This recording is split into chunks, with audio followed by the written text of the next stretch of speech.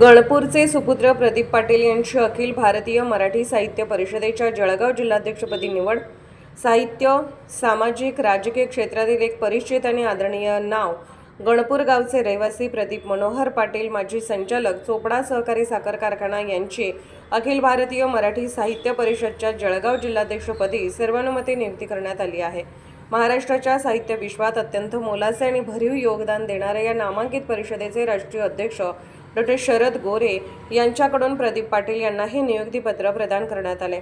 माननीय पाटील यांच्या प्रदीर्घ साहित्यिक आणि सामाजिक कार्याची उच्च दखल घेऊनच त्यांच्यावर ही महत्त्वपूर्ण जबाबदारी सोपवण्यात आली आहे।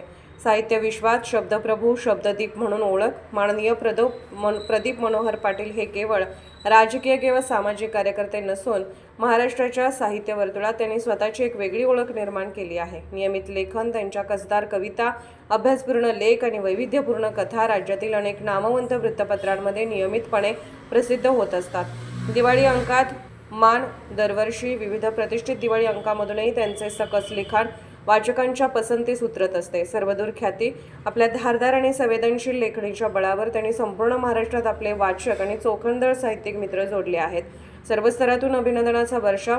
प्रदीप पाटील यांच्या निवडीचे वृत्त समजताच गणपूर परिसरासह संपूर्ण चोपडा तालुका, जळगाव जिल्हा आणि उर्वरित महाराष्ट्रातील राजकीय, सामाजिक तसेच साहित्यिक क्षेत्रातील मान्यवरांकडून त्यांच्यावर अभिनंदनाचा प्रचंड वर्षाव होत आहे।